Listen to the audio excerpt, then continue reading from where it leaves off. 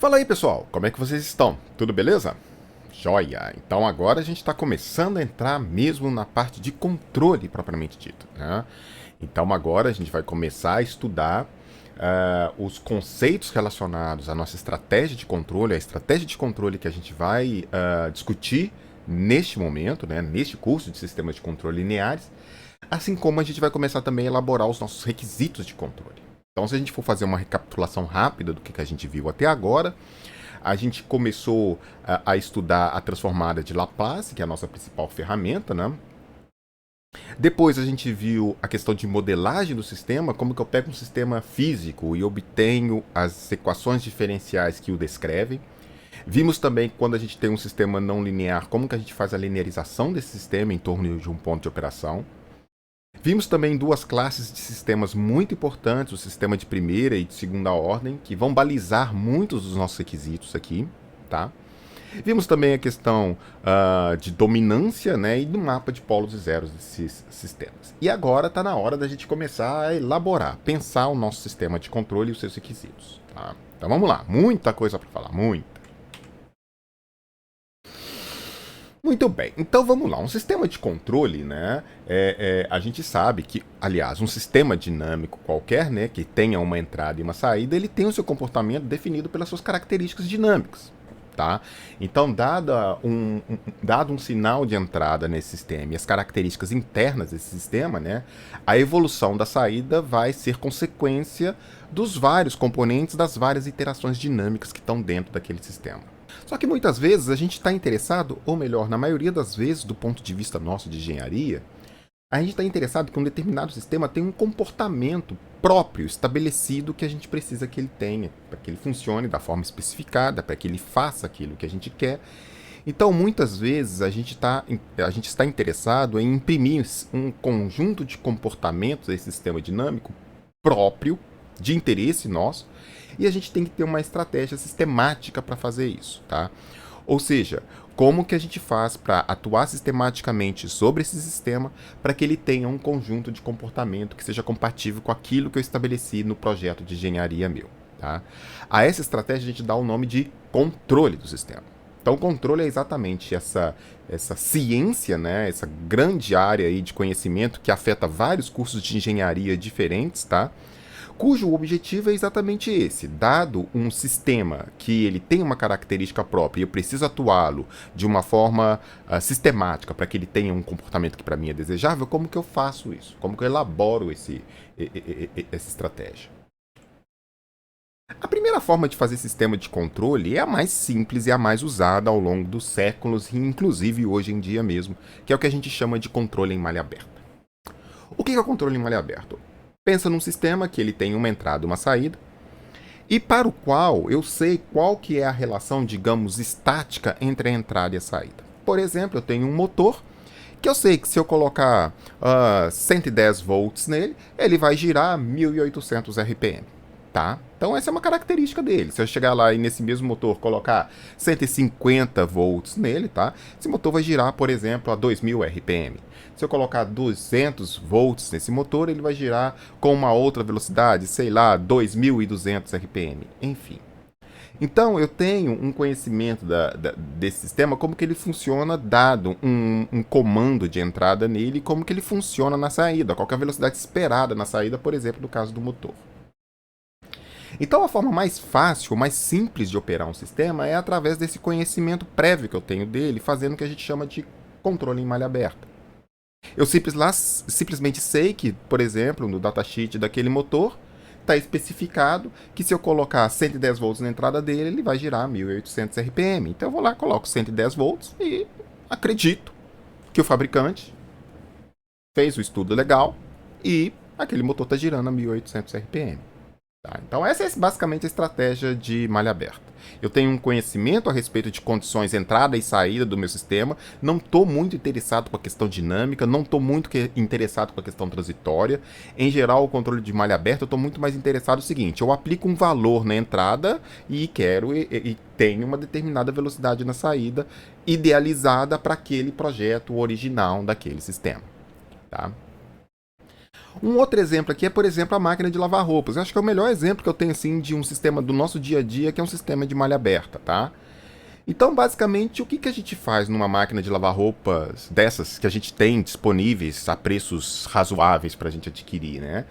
É uma máquina em que você vai lá, pega a sua roupa suja, bota lá dentro, seta um ciclo de lavagem qualquer e manda ver. Espera a máquina fazer o trabalho dela, depois de algum tempo ela vai te dar um bip lá falando que ela terminou, e no final desse ciclo você espera, tá? Que a sua roupa esteja limpa, né? Entretanto, essa máquina é assim, ela sempre funciona do mesmo jeito. Aquele ciclo funciona sempre do mesmo jeito, jogando na maior parte das máquinas a mesma quantidade de água, batendo pelo mesmo tempo, com a mesma quantidade de sabão, independente de você colocar mais roupa ou menos roupa. Tem até umas máquinas um pouco mais inteligentes que elas conseguem, assim, mais ou menos dosar o ciclo pela quantidade de roupa que ela percebe lá dentro. Mas eu não estou falando dessa máquina, eu estou falando uma máquina mais geralzona, aquela que é mais, né, popular mesmo, tá? Então você vai lá, seta o ciclo naquele botãozão lá, manda ver e depois de um tempo você espera que sua roupa esteja limpa, tá? Só que essa máquina ela sempre tem o mesmo ciclo. Então o fabricante, na hora de fazer essa máquina de lavar roupa, ele chegou, fez alguns testes com vários tipos de roupa, com várias sujidades, com tempo, etc e tal, e falou: esse ciclo roupa branca, ele é adequado para um conjunto muito grande de roupas brancas sujas. Então eu setei esse programa na minha máquina, você não tem como mexer nele, você só tem lá como setar o botão e jogar a roupa lá dentro. E o resto, a tecnologia faz para você, né? Então tá aí, nossa máquina de lavar roupa, né? Esse sistema, basicamente, é óbvio que eu não tenho acesso a isso, mas ele tem uma dinâmica própria de lavagem. Como que ele joga água, como que ele joga sabão, quanto tempo que ele bate, a velocidade que ele bate, centrifugação, molho, blá blá blá blá blá blá blá blá blá. Tá? Eu tenho aqui uma entrada que sou eu que escolho, o ciclo de lavagem que eu vou colocar, né? Eu tenho a saída. A saída é a roupa lavada depois daquele ciclo, tá? E a dinâmica do sistema é toda essa dinâmica de operação da máquina. Tá? Então, esse sistema em malha aberta ele é assim: eu seto uma determinada coisa, espero que aconteça aquilo na saída, né? Confio no fabricante. Um outro exemplo é quando eu estou fazendo bolo, né? Então você vai lá no passo 21 da sua receita de bolo, né? Asse o bolo em fogo baixo, 160 graus por 30 minutos. Aí você vai lá, pega o seu forno elétrico ou seu forno a gás, coloca lá naquele botão cuja marcação é, sei lá, de 25 em 25 graus, uma coisa extremamente precisa, né? Você imagina, né? Que a temperatura ali tá mesmo a 160 graus, né? Né? Saindo calor para tudo que é lugar daquele forno, né? Ele coloca aquele botão lá para você com aquelas marcações e você acredita que quando você coloca ali, você tá ali a 160 graus. E aí deixa o seu bolo lá 30 minutos, né? Depois de 30 minutos você vai lá dar uma olhada para ver como que o bolo tá, aparece essa gracinha aí, né? Então, isso, claro, essa gracinha aí pode ser devido também aos ingredientes que você usou, você não misturou direito, não colocou, esqueceu de colocar alguma coisa, enfim, ou colocou alguma coisa para mais. Mas note que também tem a ver com a temperatura do forno, né? A temperatura do forno, se ela não estiver adequada, na hora que você abrir o forno lá, esse treco vai cair, né? Então, do seu ponto de vista como operador desse forno, a única coisa que você consegue mexer é nesse botão aí, colocar lá mais ou menos em 160 e torcer para que o seu forno, depois que ele aqueceu, blá blá blá blá blá blá, ele tá ali perto de 160. Você não tem garantia nenhuma disso. A menos do seu feeling de operador. Depois que você já perdeu vários bolos nesse forno, você aprende a fazer bolo no seu forno, né? E aí quando você vai fazer o bolo na casa do amigo ou da amiga, claro, vai dar errado, porque você está acostumado com o seu forno, né? Isso é bem comum. Então as características mais comuns do controle em malha aberta são essas. É a forma mais simples, mais barata e mais usual de se operar qualquer sistema, tá? Então, praticamente todos os nossos sistemas do dia a dia são sistemas de controle em malha aberta, tá? Micro-ondas, máquina de lavar, liquidificador, enfim. A própria... a geladeira pode ser vista assim um pouquinho com a malha fechada, mas a gente vai falar dela daqui a pouquinho. Mas enfim, uma vez que você setou uma determinada condição operacional, um motor que é operado em malha aberta, por exemplo, você vai e liga o seu motor na tomada. Legal, você está esperando que ele vai girar naquela velocidade lá que está especificado pelo fabricante, né? Mas você não tem como garantir isso.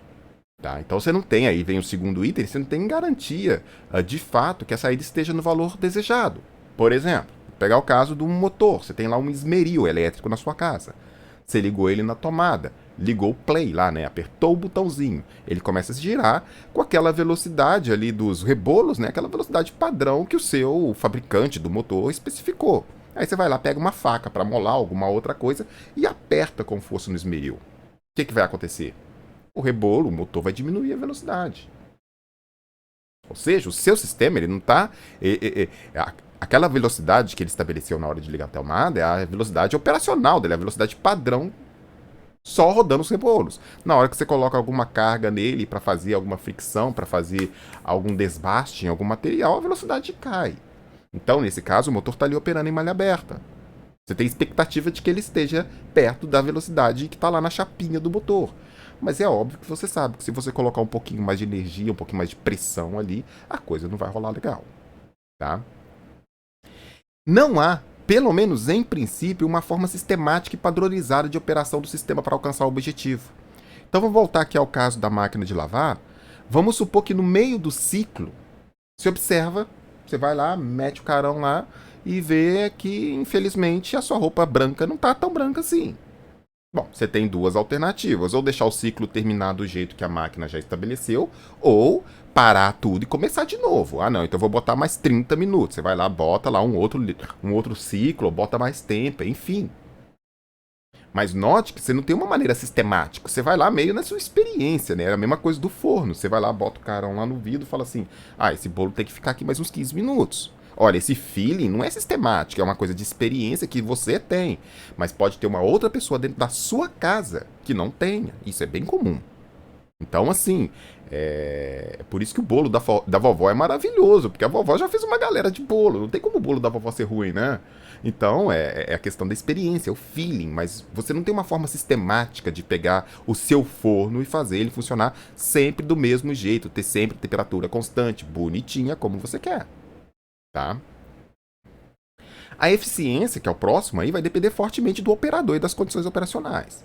Quer dizer, um operador que conhece bem daquele sistema, bem daquele forno, se vira com ele, faz qualquer coisa naquele forno. Né?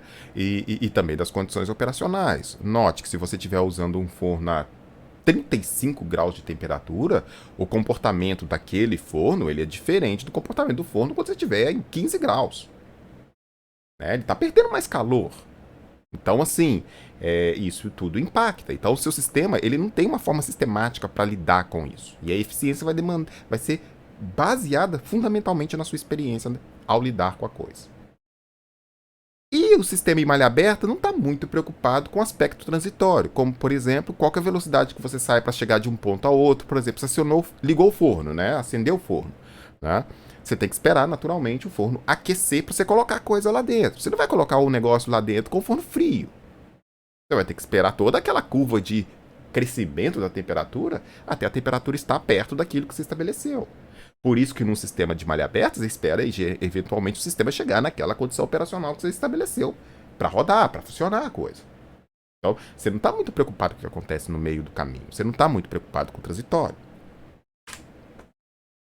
Bom, então vamos pensar num forno melhor. Um forno assim, à prova de, né, a prova de estudante universitário que acabou de sair da casa da mãe, virou, foi para a república e precisa se virar. Precisa aprender a fazer as coisas. Só que ele quer um forno mais tecnológico. Ele já está lá no curso de controle dele, sexta, sétima, oitava fase, ou semestre de um curso de graduação, e fala assim: eu vou fazer um forno extremamente tecnológico que independe da minha mãe, da minha avó, do meu avô, do meu pai, enfim. Quero construir um forno que lhe faça isso. Olha que audacioso, hein? Primeiro, eu quero que ele atinja a temperatura desejada com uma precisão pré-estabelecida. Eu chego e falo pro meu forno assim: meu, eu tô te colocando aqui em 160 graus. Eu não quero que você vá para 170, 180, 140. Eu quero que você vá para 160 mais ou menos 5 graus. Mais ou menos 2 graus. Então você quer que seu forno atinja uma temperatura estabelecida depois que ele entre em regime e uma temperatura com uma precisão estabelecida. Segunda coisa. Eu quero que esse forno atinja a temperatura seguindo um perfil transitório especificado. Tá? E isso tanto tem a ver com velocidade, como que ele faz para chegar naquela temperatura, ou seja, o tempo que ele demora para chegar naquela temperatura, tá? Como também o próprio perfil. Existem processos, vários processos, a gente vai discutir aqui vários, que eu quero limitar, inclusive, o formato de como que ele faz essa subida de uma temperatura para outra temperatura, de uma velocidade para outra velocidade, enfim. Que ele seja robusto a eventuais perturbações externas. O que eu estou querendo dizer com isso? Se de repente você precisar abrir o forno para colocar mais comida ou menos comida, a influência de você abrir o forno, lógico, vai cair fora o calor que está lá dentro, uma parte dele cai fora. Mas essa perturbação do calor sair lá de dentro do forno na hora que você abre o forno seja minorada. Vai acontecer, mas ele vai acontecer né, de uma forma muito menos intensa do que um sistema em malha aberta. Você vai abrir o forno lá, se deixar o forno aberto muito tempo, vai perder o calor todo. Que funcione dentro do especificado no caso de troca de algum componente. Então, por exemplo, seu forno queimou, né? E aí você vai lá, troca né, a boca lá, né, o acendedor do fogão, enfim, né, ou você troca a resistência elétrica se o seu forno for um forno elétrico, enfim, e você quer que o seu sistema funcione do mesmo jeito, independente de você trocar um componente dele ou não. Note que os componentes são diferentes, por mais iguais que o fabricante tente fazê-los, ele tem uma certa precisão, ele tem um certo erro de lote entre um componente e outro. Então você nunca vai encontrar o mesmo componente, né, do seu fogo, do seu forno, do forno elétrico, enfim. Então vai ter diferenças. E o seu forno tem que operar bem para qualquer componente desse que você colocar. E a última, que talvez seja a pior de todas, é: eu quero que esse forno faça isso tudo sem depender de mim. Eu faço alguma coisa nesse forno, eu introduzo nele uma lógica, e a partir do momento que eu introduzir no meu forno essa lógica, ele vai funcionar sozinho. Eu só vou ter o trabalho de ir lá e setar a temperatura. O resto ele faz tudo sozinho, controla a temperatura, se for uma máquina de bater roupa, lavar roupa, ela vai ficar ali olhando a roupa. Não tá branca ainda, vou deixar eu, máquina, bater mais um pouquinho, enfim. Tá?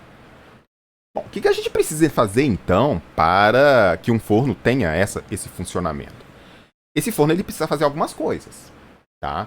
Então, se eu quero que o forno atinja uma temperatura desejada com uma precisão estabelecida, eu preciso medir a temperatura do forno, certo? Uma coisa que o nosso forno não tem. Mas se eu quero garantir que o forno tenha uma precisão em torno da temperatura, eu preciso medir essa temperatura para saber o tanto que eu estou longe da temperatura que eu estabeleci. Então, eu tenho que medir a temperatura. Segunda coisa que eu tenho que ter algum processo para comparar aquilo que eu coloquei como temperatura desejada e a temperatura medida. Eu preciso ser capaz de comparar isso, comparar matematicamente, ao longo do tempo. Então eu tenho que ter uma lógica para fazer isso.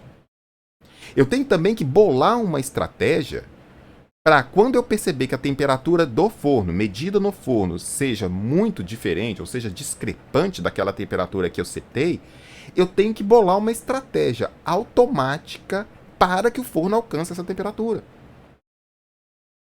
Ou eu vou soltar mais potência, mais gás, ou eu vou reduzir a potência, enfim. Mas isso tem que ser tudo autônomo. O forno tem que ser capaz de fazer isso sozinho. Ele tem que perceber essa diferença. Ele tem que ter um jeito de fazer isso. Tá? E por fim, eu tenho que ser capaz de atuar nesse forno. Eu tenho que ter um elemento que, sozinho, por algum comando que seja, ou ele joga mais gás, joga menos gás no meu forno, bota mais potência elétrica, tira corrente, enfim, ele tem que fazer alguma coisa para atuar sobre o forno, para mexer naquele elemento que aquece ou que aquece menos o forno, tá? Então essa aqui é a ideia de um sistema de controle em malha fechada, tá? Então note, eu tenho aqui o meu processo, que seria aqui, por exemplo, o meu forno, tenho aqui um comando que eu vou dar nesse forno para, por exemplo, aumentar o fluxo de gás ou reduzi-lo. Tem aqui a saída desse processo forno, que tem uma dinâmica própria de aquecimento, de dissipação de calor, enfim. Tem aqui a saída que é a temperatura do forno. Essa temperatura do forno ela precisa ser medida, porque eu preciso desse valor medido para saber o tanto que a temperatura no forno está longe da minha referência, ou seja, daquilo que eu quero como temperatura. Então eu preciso medir isso. E essa medição é comparada exatamente com a referência. Então tem aqui o mais menos. O erro, a diferença entre a referência que eu setei de temperatura e a temperatura medida, eu vou usar para usar em alguma forma de cálculo que eu bolei, que estou chamando aqui de controlador, que baseado na amplitude, no perfil desse erro, ele vai atuar no forno aumentando o fluxo de gás ou reduzindo o fluxo de gás, de forma que a temperatura do forno convirja para a temperatura que eu coloquei da forma como eu estabeleci, com a precisão que eu estabeleci. Tá? Então, a gente precisa nessa estratégia de controle medir a variável, realimentar, e isso tudo é o que a gente chama de controle em malha fechada. Então, o controle em malha fechada, invariavelmente, ele tem esta cara aqui. Ele tem um comando que você está dando, que você tem que comparar com alguma medida do seu processo compatível com aquela referência. Claro, né? Se aqui a gente está falando de temperatura, a gente tem que medir temperatura, tá? Então, a gente está comparando temperatura com temperatura, isso vai me dar um erro. Esse erro vai passar por um processo chamado controlador, cuja ação é exatamente a seguinte. Opa, o erro está muito grande. Eu tenho que dar algum comando na válvula de gás para soltar mais gás. Tá? E aqui eu tenho o processo em que é exatamente essa coisa do forno com seu regulador de gás, por exemplo. Tá? Então, por exemplo, a lavadora em controle de malha fechada, né? Ela ia medir continuamente a limpeza da roupa, ia ver se a roupa tá branca, tá branca, tá branca, não tá, não tá. Vou jogar mais tempo, vou jogar mais água. Se eu tiver um reservatório de sabão, eu vou jogar mais sabão. Tudo com base em uma lógica que eu criei, que alguém criou, que o fabricante criou, por exemplo, e embutiu aqui dentro para mim. E essa máquina de lavar roupa vai lavar sua roupa sozinho. O único trabalho que você vai ter é colocar lá dentro e dar o play, né? Branca, play. E aí, a expectativa é que essa roupa saia branquíssima do jeito especificado lá, né, pela medição de branco da sua máquina.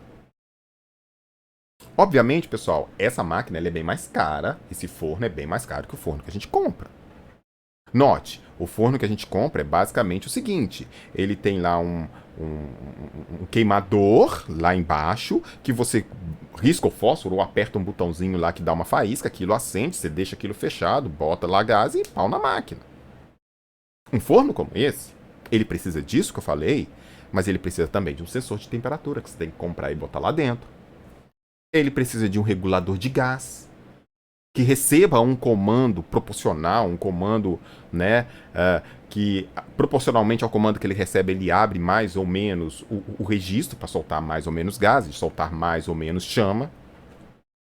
Tá? Ele precisa de uma lógica, uma inteligência ali para fazer essa matemática, para pegar essa matemática e criar uma lógica para ele jogar esse comando lá no regulador de gás. É um sistema mais caro, bem mais caro. Tá? Mas, se ele for bem projetado, naturalmente ele é muito mais eficiente, muito mais econômico. Porque ele vai modulando o tanto de gás que ele está soltando, quando o tempo daquilo vai ficar lá dentro, para ficar perfeito. Depois, né? Se você conseguir embutir aqui nesse controlador a lógica do bolo ideal, né? Ou pelo menos do bolo real com pequenas dispersões, né? Em torno dali do ideal, beleza. Né? Seu bolo vai sair sempre do mesmo jeito, sempre do mesmo jeito. Só se você errar, colocar algum ingrediente errado, mas ele vai sair sempre do mesmo jeito. Tá? Bom, em geral a gente faz uma simplificação aqui da nossa análise, tá? Então a gente faz duas considerações aqui a respeito desse sistema. A primeira consideração é que o sensor, tá? O sensor que eu uso aqui, ele é muito mais rápido do que qualquer coisa, qualquer processo que está aqui no meio. De forma que o sensor ele me dá a medição da variável da planta praticamente de forma instantânea. De forma que eu possa considerar essa caixinha aqui praticamente desprezível no cômputo do todo. Então eu posso simplesmente considerar que aqui eu tenho uma linha ligando diretamente esse ponto a esse ponto. É como se o sensor fosse ideal. Tá? E uma outra coisa que a gente costuma fazer é que, como o atuador, que é uma coisa que você vai precisar colocar na sua planta, por exemplo, aquela válvula que vai mexer no gás, né? Ele vai ser uma coisa que vai incorporar a sua planta, vai ser incorporada ao seu forno. Ele vai fazer parte desse novo forno seu. Ele vai ser parte desse processo que você quer controlar. Tá? Então a gente costuma sempre colocar o atuador já aqui dentro da planta, do processo, e supor que esse sensor meu aqui é muito rápido. Então eu não preciso considerar a dinâmica dele. num primeiro momento, para um primeiro estudo. Bom, então agora a gente já sabe que a gente tem dois jeitos de fazer o controle. O controle de malha aberta, que é aquele que é não dá para ter num processo industrial, né, pessoal? Você vai num processo industrial para fazer chapa de alumínio com uma determinada espessura. Não dá para fazer em malha aberta, né? Não dá para você ter um operador que fica lá olhando o tamanho da chapa e com uma alavanca vai controlando ali o tanto de força que ele está pondo para a chapa sair sempre com a mesma espessura. A menos que você tenha um senhor de 80 anos de experiência fazendo aquilo que só de pensar na válvula, né? Só de pensar na alavanca, a alavanca já desce sozinha, você não vai conseguir fazer esse negócio funcionar, né? Então, o sistema em malha aberta para processo industrial não é legal. É bem legal para processos que precisam ser baratos e para que você não e para os quais você não tem muita para qual você não tem muita restrição do ponto de vista operacional, de precisão, de velocidade, enfim. Já o controle em malha fechada é o que a gente vai estudar nesse curso aqui de sistemas, de controles lineares, tá? Como fazer um controlador que faz aquele forno bonitão lá funcionar, tá? E para isso a gente tem que estabelecer alguns requisitos de controle, que vão ser aqueles objetos-alvo do nosso projeto que, uma vez identificados, uma vez estabelecidos e uma vez obtidos, garante que o seu sistema está funcionando da forma como você estabeleceu. A gente vai falar de vários deles aqui. Então a gente vai falar de estabilidade, precisão, resposta transitória, rejeição a perturbações externas, robustez à variação do parâmetro e erro de modelagem. Então a gente vai cobrir basicamente esses requisitos porque eu preciso saber como expressar esses requisitos e como mensurá-los para eu poder fazer a conta de controle para alcançar todos eles. Então esse é o nosso próximo trabalho daqui para frente. Então a gente vai estudar sistema de controle em malha fechada e agora eu preciso estudar os requisitos de projeto que eu preciso usar para fazer com que o sistema de controle funcione. E agora o sistema de controle em malha fechada está embutindo o controlador, o sensor, a planta, o atuador, a referência, tá tudo ali. Aquilo tudo ali para a gente agora vai ser um pacote que a gente tem que estudar. Vamos falar do primeiro requisito, que é o requisito, vamos dizer assim, mais óbvio de se procurar, que é o requisito de precisão. Esse termo de precisão aí pode ter alguma confusão lá com o pessoal de estatística, né, de dados e tal. Talvez aqui a exatidão seja uma coisa que expressa mais propriamente isso, mas a gente vai deixar esse termo mais genérico, precisão mesmo, tá? Porque ele já traz pra gente aquilo que a gente, num senso comum, tem mais ou menos como ideia do que a gente quer. E a ideia é exatamente aí. A moça, ela tá tentando, né, acertar os alvos aí com seu arco e flecha, e ela tá lá. Note, ela tá a uma distância de 20, 30 metros daquele alvo, né? Ela tá lá medindo, tá fazendo força, tá colocando o braço, tá olhando o vento, enfim. E aí ela vai lá e solta a flecha. Então essa flecha ela vai fazer um percurso do arco dela até chegar no alvo. Esse percurso, para ela, não interessa. Não interessa para ela que tá... Claro que ela leva isso em conta, como que tá a influência do vento. Se o vento tá batendo muito nesse sentido, eu vou levantar um pouco o meu arco. Por quê? Porque eu sei que ao longo do percurso essa flecha vai fazer um determinado movimento. Mas do ponto de vista de objetivo dela, o objetivo dela é alcançar a bolinha amarela. Só isso que ela quer. Lógico que ela leva o entorno dela como em conta. Mas o objetivo dela é basicamente acertar essa bolinha amarela aqui. Então, precisão para ela é o seguinte: o que ela precisa fazer aqui, na hora de preparar o lançamento da flecha, para que uma vez que ela lançou a flecha, portanto ela já não tem mais nenhum jeito de mexer no voo dessa flecha, como que depois de decorrido aquele percurso, né, decorrida aquela distância, essa flecha atinge aqui exatamente o amarelinho, de preferência no centro do amarelinho. Tá? Então isso para ela vai ser a precisão dela. Quanto mais preciso for o tiro dela, o disparo dela da flecha, mais dentro da bolinha amarela e menos aqui na bolinha branca, espero não acertar as árvores, né? Mas mais dentro desse alvo, no interior desse alvo ela vai estar. Então a precisão pra gente é muito importante. Note que a precisão aqui pra gente, eu não estou muito interessado no que acontece no percurso. Eu quero agora, lembrando aqui do nosso forno, eu quero que o nosso forno faça o seguinte: Na hora que eu pedi para ele ir para 160 graus, ele vai para 160 graus com uma precisão estabelecida. Mais ou menos 1%, mais ou menos 2 graus. Isso é um requisito que eu tenho que alcançar. Se eu estou fazendo uma chapa de alumínio, a chapa de alumínio de 10 milímetros, mais ou menos 1%. Entendeu? Então é basicamente isso que a gente está buscando. Então, aqui no nosso caso, a gente quer aplicar um valor de temperatura de referência no nosso forno.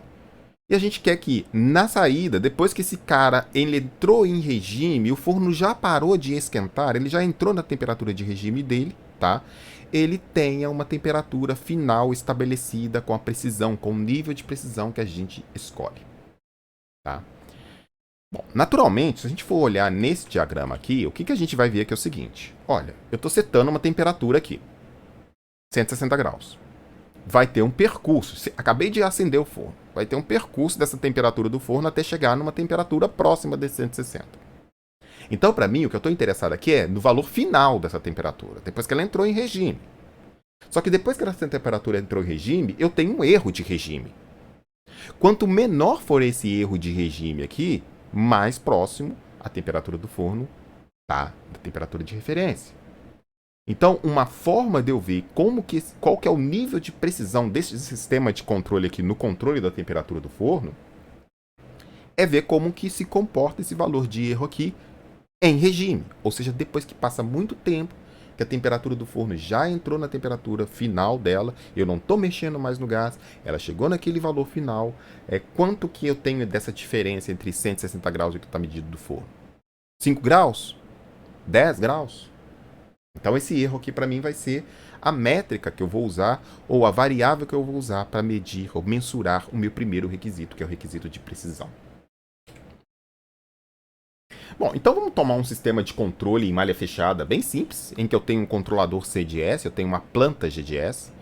Esse diagrama aqui daqui para frente vai aparecer inúmeras vezes, centenas de vezes para vocês, tá?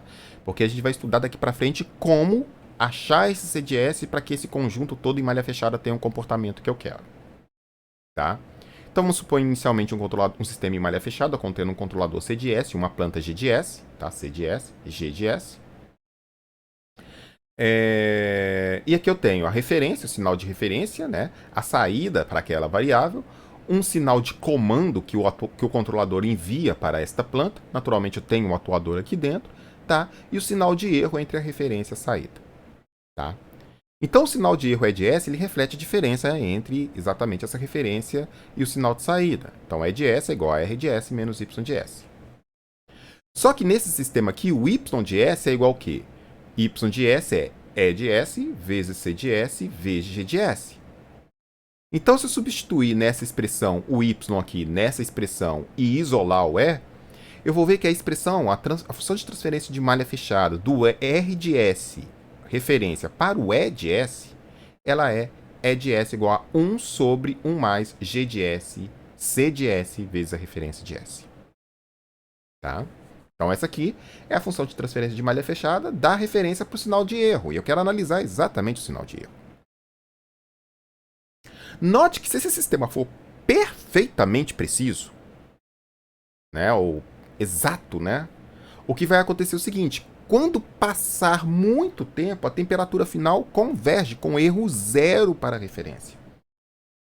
Então, quando o tempo tende a infinito, né, para um sistema precisamente, né, perfeitamente, né, preciso, o y de t igual a infinito, ou tendendo para infinito, vai ser igual ao r de t tendendo a infinito. Ou seja, esse valor converge para essa referência.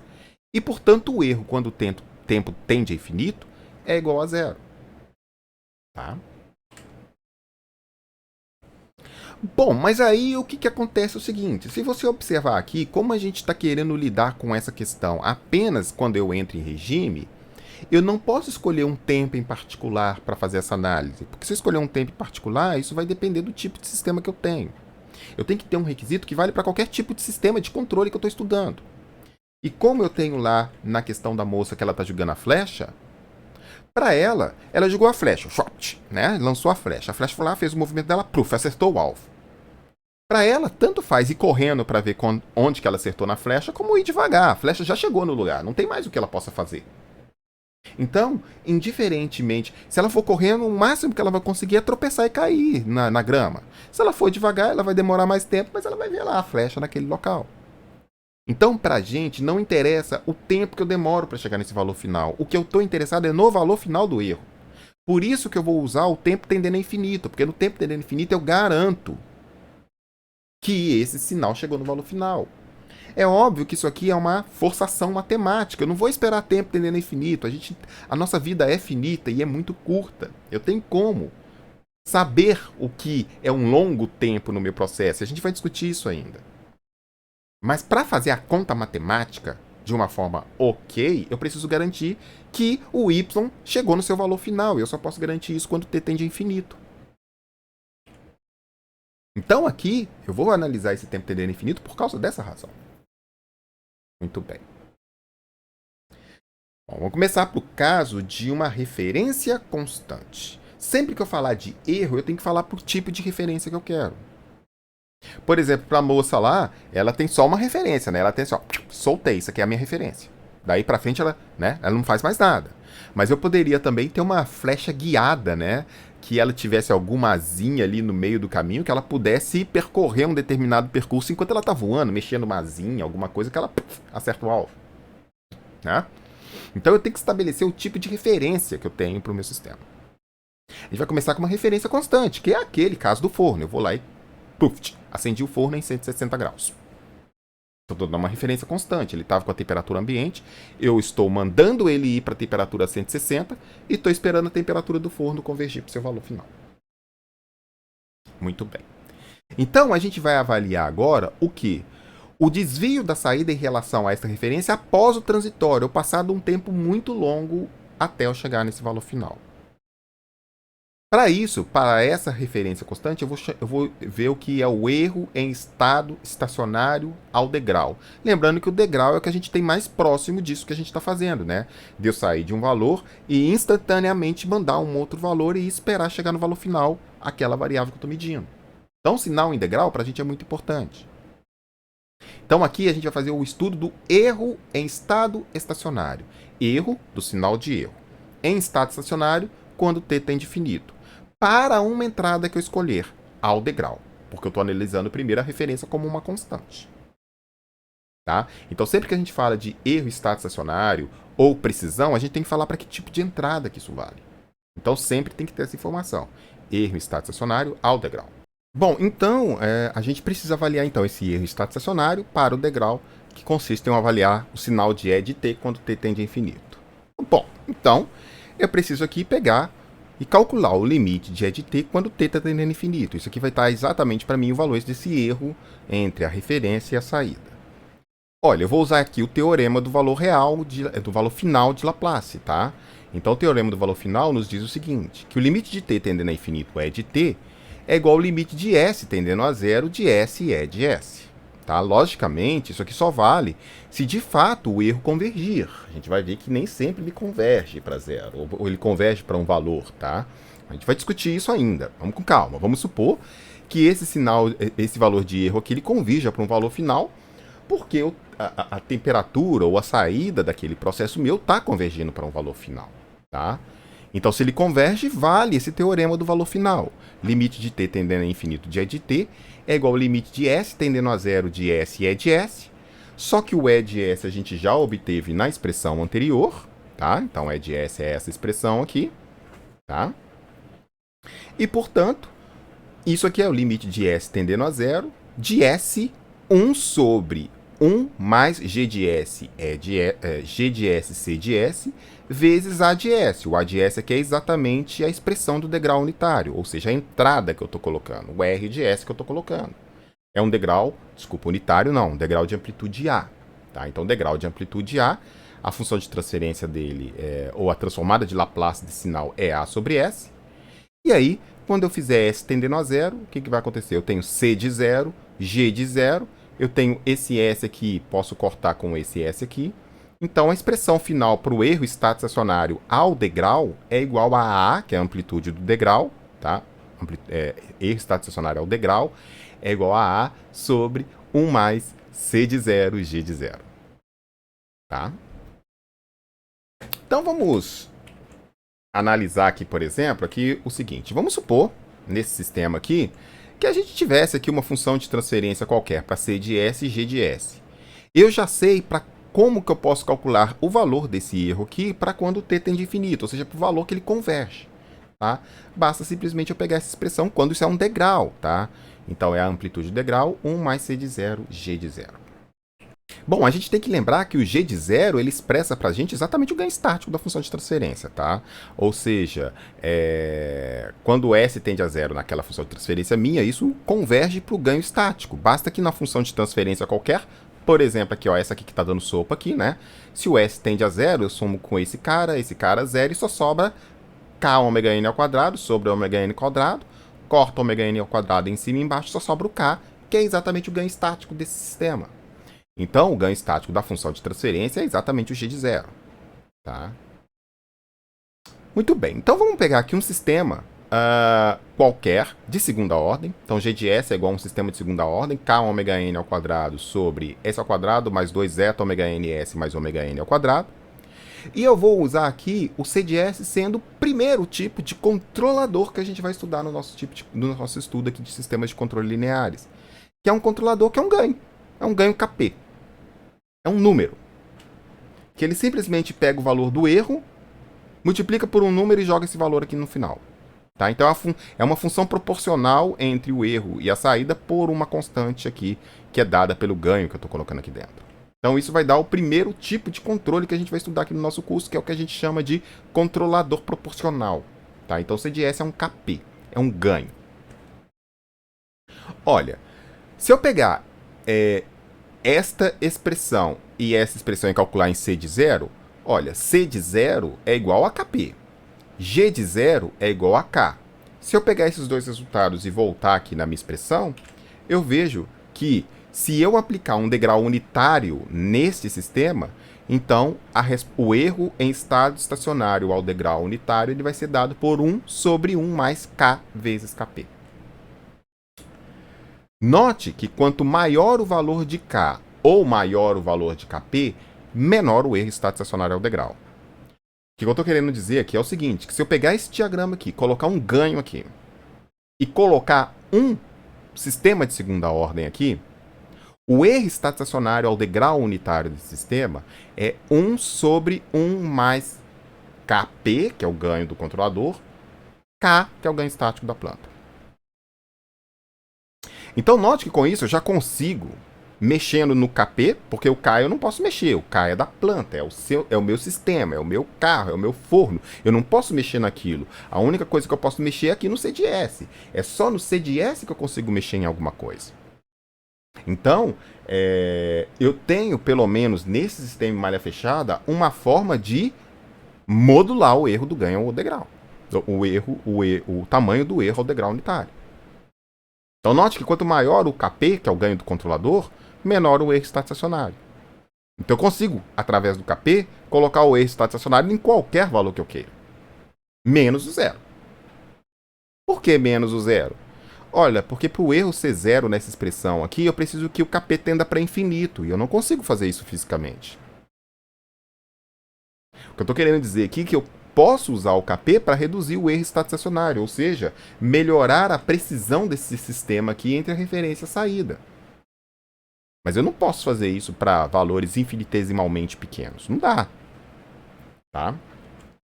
Então, quanto maior o valor de Kp, menor é o erro estacionário ao degrau. Nesse caso, unitário, que foi o que eu escolhi. Tá? Bom, vamos estudar uma coisa que é o seguinte. Vamos supor que a minha planta, essa planta que está aqui, tá? Ela é uma função de transferência. Só que ela é uma função de transferência que tem polos na origem. Ou seja, um ou mais polos dessa planta, eles estão posicionados em S igual a 0. Tá? Será que isso tem algum impacto da precisão do sistema? Então vamos pegar aqui uma função de transferência absolutamente geral, tá? Y sobre U é um numerador, então eu tenho aqui o ganho estático vezes os zeros. E aqui eu tenho um S elevado a L, para te dizer exatamente que eu tenho L raízes desse polinômio denominador em S igual a 0, mais uma sequência de outros polos aqui, tá? Então, um exemplo clássico de sistema que tem um polo na origem é o motor de corrente contínua quando eu estou fazendo um controle de posição angular dele. Tá? Então, o motor de corrente contínua, quando eu estou usando ele em posicionamento, eu tenho uma integração entre a velocidade e a posição. Tá? Então, o motor de corrente contínua, quando eu estou tratando de controle de posição, ele tem um integrador na saída. Então, aparece esse 1S aqui no denominador. Então, a gente vai ver isso com mais calma. Tá? Bom, a gente vai classificar os sistemas de acordo com o número de polos que eu tenho na origem. Se o sistema não tiver polos na origem, tá? Se ele não tiver polo nenhum na origem, ele vai ser um sistema que a gente chama de tipo zero. Por exemplo, esse sistema aqui é um sistema tipo zero. Ele não tem um polo na origem. Se ele tiver um polo na origem, eu vou chamar isso de sistema tipo 1. Se ele tiver 2 polos na origem, eu vou chamar isso de sistema tipo 2, e assim sucessivamente. Ou seja, eu vou classificar os sistemas de acordo com a quantidade de polos que ele tem na origem. Qual que é o impacto dele ter um polo na origem na malha fechada? Bom, vamos pegar, por exemplo, esse KP aqui, tá? Então, eu tenho aqui, ó, KP é o controlador, G de S é a planta, e eu estou fazendo o erro estacionário desse sistema ao degrau unitário. Bom, a gente já sabe que essa expressão vai ser erro estacionário ao degrau, nesse caso unitário, é igual a 1 sobre 1 mais KP G de 0. Só que se essa planta for do tipo 1, o que vai acontecer? Essa planta ela tem um denominador em S. E, se isso ocorrer, o limite de S tendendo a zero de G de S não é mais G de 0, é infinito. E assim o erro estacionário ao degrau é 0. Para tentar deixar um pouco mais claro, pensa, por exemplo, que eu tenho aqui nesse sistema um S multiplicando aqui a S ao quadrado, tá legal? Então, quando eu for calcular o erro estacionário aqui, o que vai ser? Vai ser A sobre 1 mais C de 0, que é exatamente o nosso KP, sobre G de 0, só que o G de 0 é o quê? É o G de 0. Ou seja, eu vou ter K ômega N 0 multiplicando S ao quadrado, blá, blá, blá, blá, blá, blá. Ou seja, eu vou ter alguma coisa sobre 0. Isso dá infinito. Ou seja, esse G de 0 aqui vale infinito. E qualquer coisa dividido por infinito vale 0. O que eu estou querendo dizer com isso? Que se o sistema ele for de tipo 1, ele tiver um polo na origem, tá? Pode ser tanto o KP quanto o G de S, mas a gente está falando do G de S por enquanto, supondo que o nosso KP é um KP proporcional, tá? Se eu tiver um polo na origem de G de S, o erro estacionário ao degrau vai para 0. Isso significa que o meu sistema é exatamente preciso no seu comando uma referência degrau. Ou seja, se eu der um degrau unitário aqui, depois de algum tempo eu vou ter uma saída que vai convergir para 1. E o erro vai convergir para 0. Então, os polos na origem, eles têm esse aspecto de... no caso aqui, um polo na origem, ele tem esse aspecto de reduzir o erro estacionário do sistema, ou melhor, anular o erro estacionário do sistema a um degrau unitário. Bom, mas aí você deve estar perguntando assim, pô, então isso aqui é uma boa, né? Ter um polo na origem deve ser uma boa aqui nesse caso, porque se eu tiver um polo na origem aqui de G de S, eu garanto que o Y de S converge precisamente para o R de S, depois de passado um tempo. Então, pô, ter um S aqui na origem é uma boa nesse G de S, não é? Sim, é isso mesmo. Se eu tiver um S aqui nesse caso aqui, né, esse sistema vai convergir exatamente para o valor que eu estabeleci aqui na entrada. Mas aí a pergunta que você tem que fazer é o seguinte, tá, mas e se eu tiver num caso como este aqui, por exemplo, em que ele não tem um polo na origem? Portanto, esse cara que a gente já viu que ele tem um erro estacionário que pode ser pequeno, mas ele é um valor, ele não tem como ser 0, exatamente 0. Será que a gente não tem algum jeito de, já que isso aqui, que é a minha planta, não tem como mexer na minha planta, é o meu sistema, é o meu carro, é o foguete, é aquilo que já está projetado, é aquilo que já está estabelecido. Não tem nenhum jeito de eu, não tem mais jeito de eu mexer nisso aqui. Será que eu não consigo fazer com que eu tenha esse comportamento de o global ser tipo 1 para que o erro estacionário ao degrau seja 0? Olha, tenho sim. Basta que eu introduza um S no denominador do controlador. Note que aqui eu tenho um controlador KP sobre S. Estou supondo que a minha planta é de tipo 0. É aquela planta de segunda ordem lá, por exemplo, que não tem um polo na origem. Note que quando a gente for fazer aqui o erro estacionário, vai ser o quê? Olha, E de S sobre R de S é 1 sobre 1 mais KP G de S sobre S. Esse S aqui é o que eu coloquei aqui no controlador. E quando eu tomar o erro estacionário, ou seja, o limite de S tendendo a 0, de S, A de S, 1 sobre 1 mais KP G de S sobre S, esse S corta com esse, mas continua sobrando esse 0 aqui. Quando eu fizer isso aqui tender para 0, essa parcela aqui tende para infinito. Essa parcela tendendo para infinito, essa fração tende para 0. Ou seja, independente do valor do KP, eu garanto que esse sistema vai convergir para a mesma saída que eu para a mesma referência que eu coloquei constante lá na referência. Então esse é um truque que eu posso usar para quando eu não tenho um sistema com erro estacionário nulo, eu colocar alguma coisa no meu controlador, porque é lá que eu posso mexer. Eu não posso mexer mais nessa planta, eu só posso mexer no controlador. É isso que eu vou fazer. Então o que eu precisar colocar para garantir alguma coisa de requisito no meu sistema, eu tenho que colocar nesta caixinha aqui. Então já sabendo que o meu sistema é de tipo 0, eu vim aqui e coloquei o S aqui no denominador deste cara. Tá? Bom, um detalhe importante aqui é o seguinte, a gente viu que se o sistema é de tipo 1, o erro estacionário ao degrau é 0. Só que se ele for do tipo 2, ele também é igual a 0, né? Note que é o seguinte, basta eu ver que se o sistema for de tipo 2, eu vou ter um S ao quadrado aqui no denominador. Bom, isso vai para 0 do mesmo jeito. Se ele for de tipo 3, eu vou ter um S ao cubo aqui embaixo. Ele vai para 0 do mesmo jeito. Enfim, qualquer sistema de tipo 2 ou superior, ele também tem o estado estacionário ao degrau nulo. Tá? Bom, o que acontece é o seguinte, o erro estacionário ao degrau ele é muito importante quando a gente está fazendo o que a gente chama de regulação, né? Que eu já vou ir lá, coloquei a temperatura e eu quero que o valor da temperatura do meu forno convija para aquele valor. Ou seja, eu não estou mexendo mais na referência, eu coloquei uma referência como sendo um valor. E eu quero que a temperatura do meu forno convija para aquele valor final. Isso é uma forma de eu calcular erro. Eu quero o erro ao valor final. Mas alguns momentos também eu quero rastrear trajetórias. Eu quero que o meu sistema, nesse caso aqui eu estou mostrando para você aqui, por exemplo, seguidor de linha, né? Eu quero que o meu seguidor de linha ele venha aqui, ele rastreie a linha. Eu quero que ele faça isso da melhor forma possível. Eu não quero que ele desvie da linha na hora que ele estiver fazendo esse percurso que tem círculos, que tem, que tem trechos retos, né? Que tem curvas. Eu não quero que ele escape desse percurso. Então eu preciso também estabelecer algumas métricas para ver se o sistema de controle consegue rastrear uma dada referência.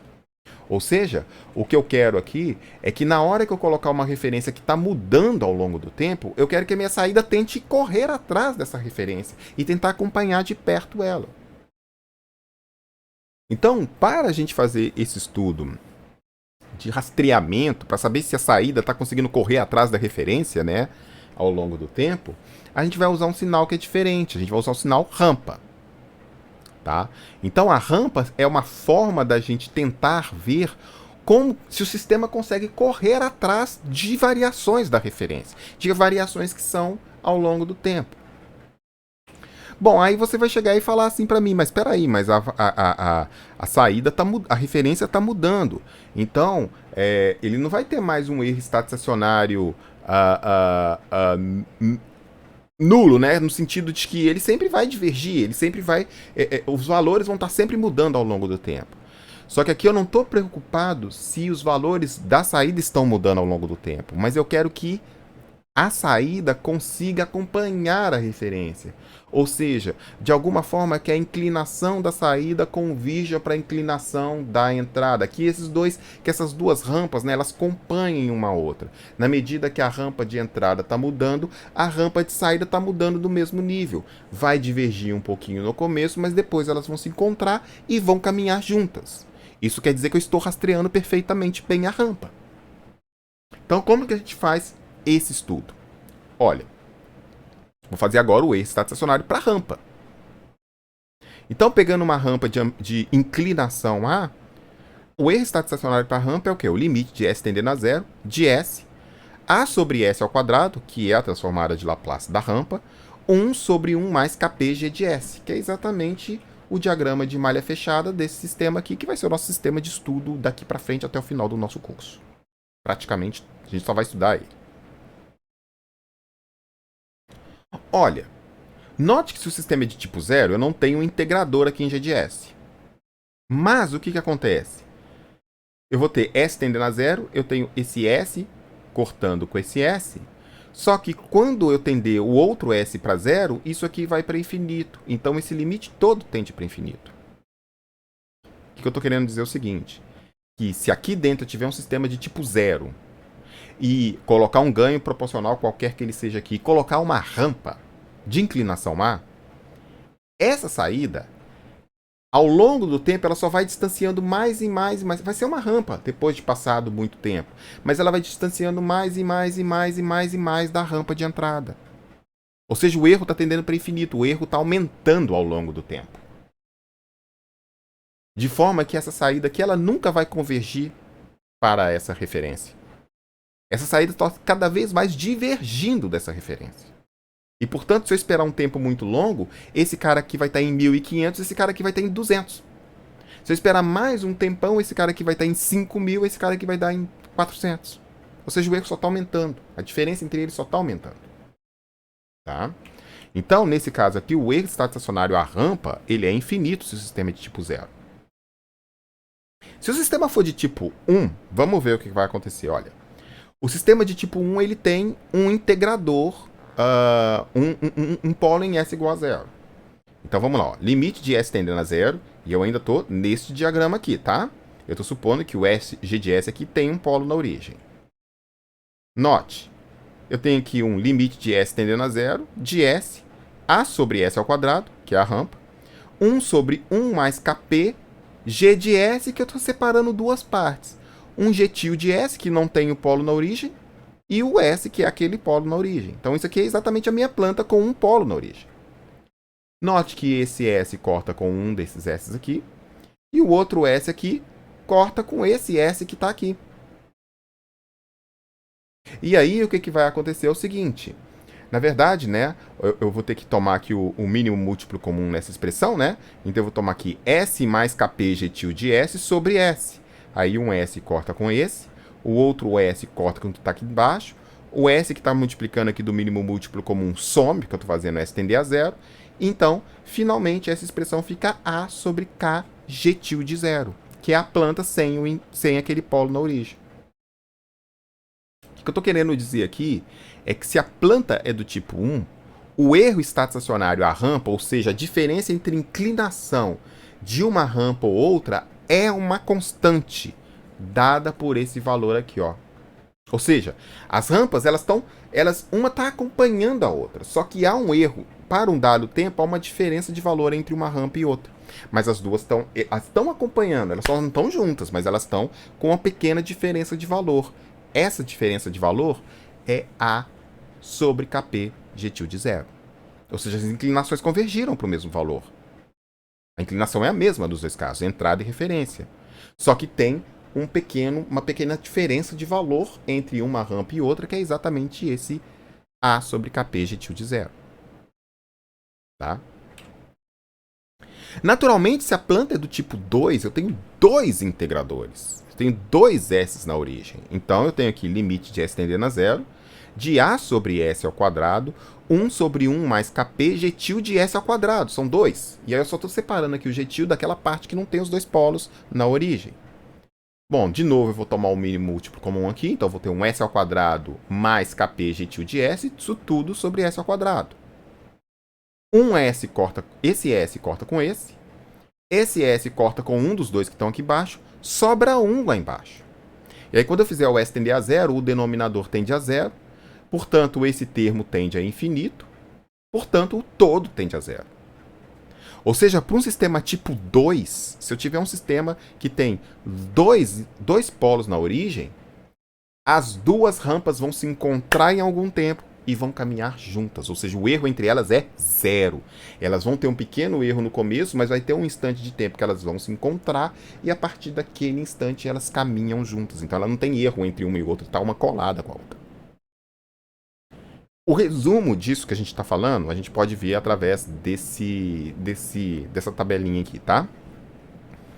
Aqui eu tenho o erro estacionário, sistemas de tipo 0, tipo 1, tipo 2, ou seja, ele não tem um polo na origem, ele tem um polo na origem, ele tem dois polos na origem. Se eu estiver dando um degrau unitário lá na referência, o erro em estado estacionário a este degrau para um sistema de tipo 0 é uma constante. Depende do valor de Kp, depende do valor do ganho estático da planta. Se ele for de tipo 1, o erro é zero, ou seja, a saída converge para a entrada em degrau. Ele vai chegar e vai convergir para o mesmo valor do degrau que eu coloquei lá na entrada depois do tempo tender infinito, naturalmente, né? Depois de passado muito tempo.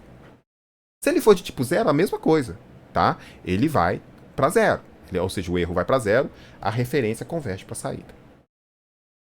Se for uma rampa, o que eu vou ter?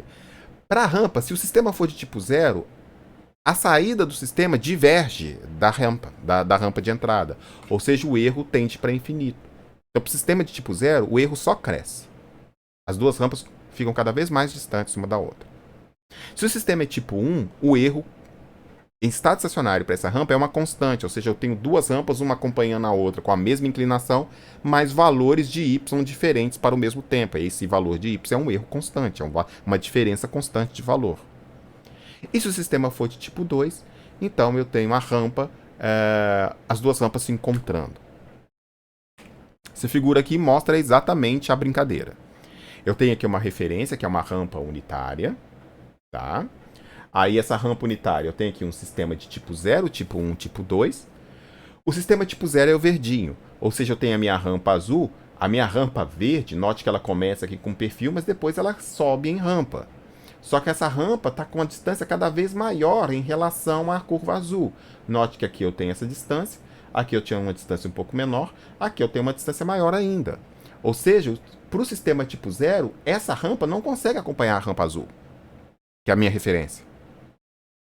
Se o sistema é de tipo 1, vai ter uma pequena diferença no transitório, mas depois essa diferença com t tendendo a infinito, ela vira uma constante, ou seja, as duas rampas têm a mesma inclinação, só tem uma diferença de valor. E esse valor é uma diferença constante. Essa constante aqui é exatamente o erro estacionário, a rampa para um sistema tipo 1. Se o sistema for de tipo 2, ela tiver dois polos na origem, aí olha que legal que acontece. A curva amarela ela diverge um pouquinho da curva azulzinha, mas vai ter um momento que as duas vão se encontrar e ao longo do tempo elas vão caminhar juntas. Então o erro estacionário para a rampa, para um sistema de tipo 2, é zero. Ela consegue rastrear a rampa perfeitamente. Para que a gente usa isso? A gente usa, por exemplo, isso para especificar uma precisão para o meu sistema. Por exemplo, vamos pegar nesse caso aqui, né, que a gente viu que o erro estacionário, esse caso aqui, que a gente viu que o erro estacionário para essa malha de controle, quando eu tenho um Kp, o C de S é igual a um Kp, e o G de S é igual a isso aqui, a gente viu que isso aqui é 1 sobre 1 mais Kp, Kp vezes K. Vamos supor inicialmente que a gente está dando um degrau unitário, tá? Porque essa expressão é para o degrau unitário de fato. E vamos supor que eu quero que o meu degrau de saída, ou seja, o valor final da saída, me desculpe, ele seja no máximo 2% diferente da referência. Olha, como a minha referência é um degrau, eu quero que a saída seja em regime no máximo 2% de diferença. Olha, eu vou querer que o meu valor seja 0,98, certo? 2%. Então eu vou querer que a precisão na minha saída seja de 0,98 em relação a 1, 2%. Ou seja, o erro que eu vou cometer em regime é 0,02. Como que eu faço agora, dado que eu conheço a planta, ou seja, eu sei quais são os valores, K, ômega, N e Z, eu sei quais são esses valores. Isso aqui vem da minha modelagem, eu sei quanto que vale esses parâmetros. Como que eu faço para calcular, por exemplo, o Kp do controlador nessa malha fechada para garantir essa precisão? Ora, eu preciso que o erro estacionário ao degrau unitário seja 0,02. Então eu preciso que 1 sobre 1 mais Kp seja igual a 0,02. K é um valor dado, eu conheço, isso aqui é minha planta.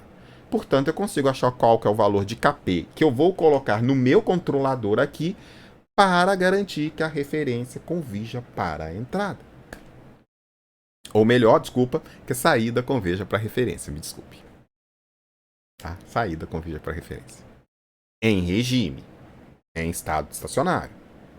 Tá bom? Então é assim que a gente usa esse requisito de precisão para fazer projeto. O nosso primeiro projeto de controle, que seria, por exemplo, escolher o valor de Kp tal que o controlador ou sistema em malha fechada ele tenha uma precisão de 2% para um degrau unitário na referência. Pronto, já obtive o meu primeiro requisito de controle. Legal, né? E de quebra eu também já estou começando a saber como que eu começo a projetar alguma coisa que eu coloco aqui para obter esse primeiro requisito. Por exemplo, a precisão em regime, em o estado estacionário com uma dada precisão, um dado nível que eu estabelecer.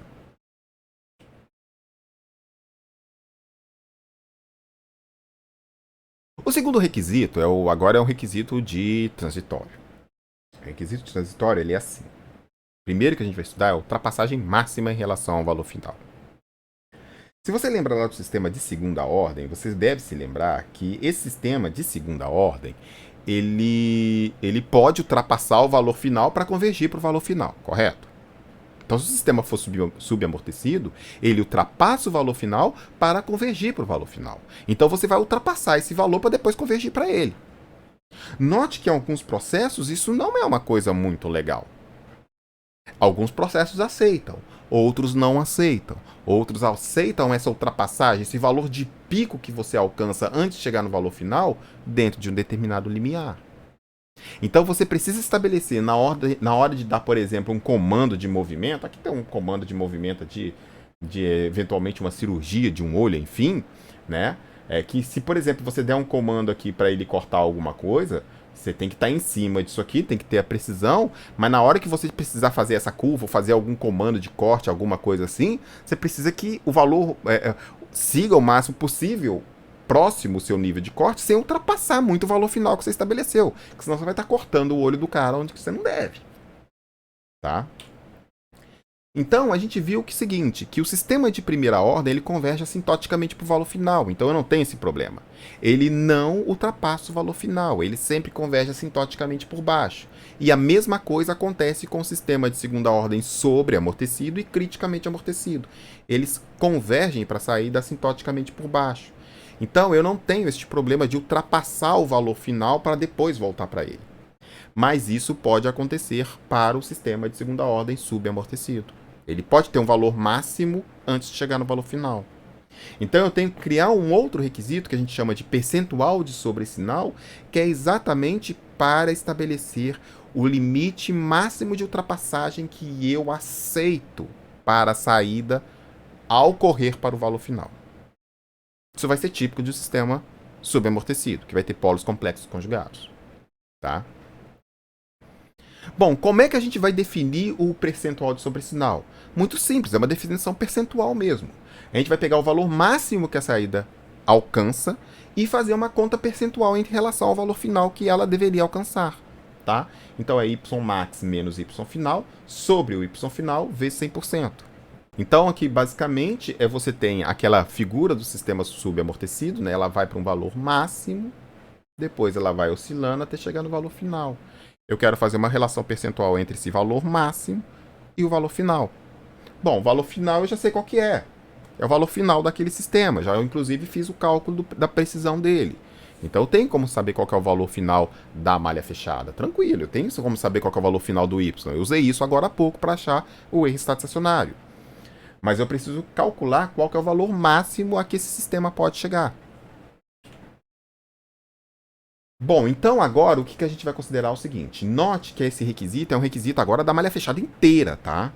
Note que esse requisito é um requisito de eu dou uma referência integral aqui e este sistema todo se comporta como um sistema subamortecido. Ou seja, a saída do sistema tem esse pico que depois ela vai convergindo. Então eu vou obter a função de malha fechada desse sistema entre y e r e vou ver se esse sistema é subamortecido, do y para o r. Se ele for subamortecido, eu preciso então calcular o percentual do sobresinal para saber qual que é o valor máximo de pico que eu vou obter. Tá? Então eu vou supor aqui que o meu sistema de malha fechada, a função de transferência de malha fechada, y sobre y referência, é igual a k ômega n ao quadrado sobre s ao quadrado mais 2 zeta ômega n s mais ômega n ao quadrado. Uma função de um sistema de segunda ordem subamortecido totalmente geral. Note que se o sistema ele recebe um degrau unitário, a minha referência é 1 sobre s. Então y de s é igual a k ômega n ao quadrado sobre s que multiplica s ao quadrado mais 2 zeta ômega n s mais ômega n ao quadrado. Bom, eu preciso saber o valor de y de t, o máximo de y de t, tá? O valor de y de t é o seu valor de extremo, seu máximo global, o valor máximo que esse y de t alcança, tá? Para fazer isso, o que eu preciso fazer? Eu tenho que obter o y de t e derivar esse y de t igual a zero para saber onde, em que t ocorre esse valor de máximo e depois, com isso, calcular o valor de máximo. Só que eu já tenho aqui a função de transferência do y de s. Olha, desculpa, a transformada de Laplace de y de s para um degrau unitário. E a gente sabe também que derivada em Laplace é pegar a transformada de Laplace e multiplicar por s. Então, o que eu vou fazer? Eu vou fazer dy de t dt, né? dy de t dt igual a s y de s. Então eu vou ter um s, que está multiplicando aqui no numerador, dividindo por esse s que está aqui no denominador. E aí eu caio nessa expressão aqui. Então, k ômega n ao quadrado sobre s ao quadrado mais 2 zeta ômega n s mais ômega n ao quadrado é o dy de dt, de t dt quando eu estou com um degrau unitário lá na referência. Ok, então aqui o que a gente fez foi o seguinte. A gente multiplicou então o s por y de s e chegamos nessa expressão. Se a gente for aplicar a transformada de Laplace inversa, e a gente vai usar a tabela naturalmente para fazer isso, a gente vai chegar a essa expressão aqui, tá? Então, se você observar essa expressão, essa aqui é a expressão do y ponto de t. A gente tem o k ômega n e elevado a menos zeta ômega nt, ou seja, a gente tem aquela exponencial convergente, né, aquela exponencial que decresce, multiplicado por um seno, ou seja, a derivada do sistema de segunda ordem subamortecido, quando eu dou uma entrada ao degrau, ele também tem um aspecto oscilatório. Tá? E aqui eu preciso fazer esse y ponto de t igual a zero, para saber quais são os instantes de t para os quais esta expressão zera. Note que essa parte daqui não zera nunca, isso aqui é exponencial, né? Então eu tenho aqui dois termos que são diferentes de zero, né? E eu tenho e elevado a menos zeta ômega nt. Então, o tempo para o qual essa expressão zera é o t tendendo a infinito, e esse não serve pra gente, tá? Então, se essa expressão y ponto de t zera, ela zera por causa do seno. Tá? E naturalmente o seno ele é uma função que ele zera infinitas vezes, né? Então o que acontece? Para que esse seno seja zero, o seno desse argumento seja zero, esse argumento tem que ser igual a um número inteiro multiplicado por π. Tá? Então esse argumento aqui, né, tem que ser 0, π, 2π, 3π, 0 menos π, menos 2π, menos 3π. Então qualquer valor desse zera esse seno. Só que se a gente for lembrar o seguinte, quando n é igual a zero nessa expressão aqui, naturalmente a gente está partindo do t igual a zero. Tá? Então esse n, π aqui, né, a gente está com t igual a zero, eu estou saindo da origem. Quando eu tenho um n igual a 1, eu tenho o primeiro extremo dessa função, que é exatamente o extremo superior. Tá? Então n igual a 1 é o pico máximo do sinal. Então, eu tenho que ômega nt, a raiz de 1 menos zeta ao quadrado, igual a nπ, e o n, que é um número inteiro igual a 1, representa exatamente o pico dessa função. Tá? Lembrando que eu tenho o primeiro extremo, é exatamente aquele extremo que ocorre com t igual a zero. Ou seja, a função faz aquela barriguinha para cima, então ela está com derivada zero, e aí depois ela sobe. Aí lá no pico ela faz uma outra mudança de derivada, vai para zero, esse é o nosso pico, que é o n igual a 1. Tá?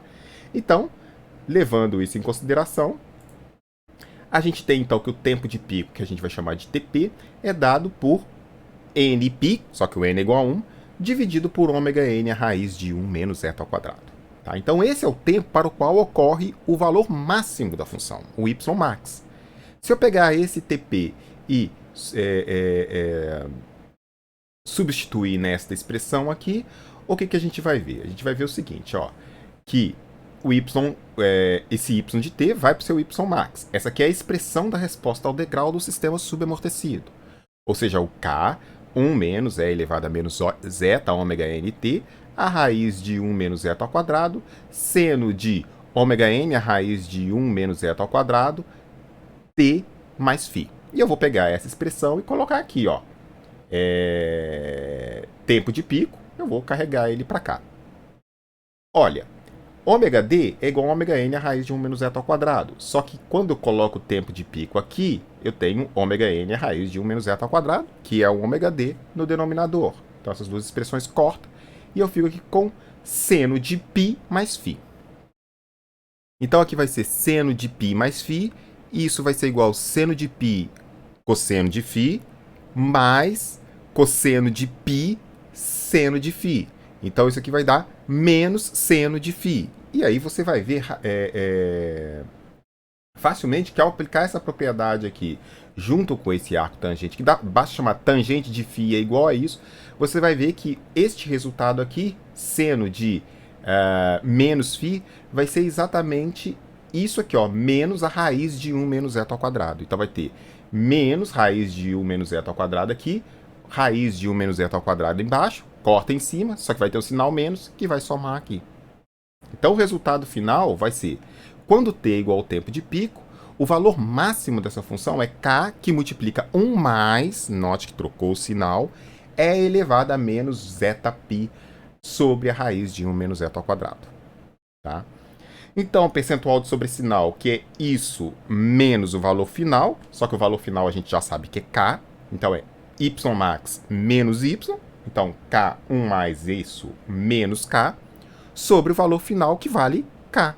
Isso vai resultar um percentual de sobressinal que indica a máxima ultrapassagem desse valor máximo em relação ao valor final, e que vai ser dada por 100% de e elevado a menos zeta π sobre a raiz de 1 menos zeta ao quadrado. Note que o percentual de sobressinal não depende do ômega n, ele só depende do zeta. Muito interessante, tá? Então, o percentual de sobressinal, tanto que o valor máximo que eu alcanço quando eu dou o degrau num sistema subamortecido, só depende do zeta. É óbvio também que essa função aqui, né, 100% de e elevado a menos zeta π sobre a raiz de 1 menos zeta ao quadrado, é uma função que é um pouquinho trabalhosa de calcular, né? Por exemplo, vamos supor que a gente quer o percentual de sobressinal igual a 10%. Bom, a gente sabe, né, depois de fazer algumas contas, que esse zeta aqui tem que se situar em torno de 0,6. Mas é muito pouco trabalhoso aqui, né? Talvez não com uma calculadora, né? Calcular aqui o zeta para um dado percentual de sobressinal ou um percentual de sobressinal para um dado zeta, tá?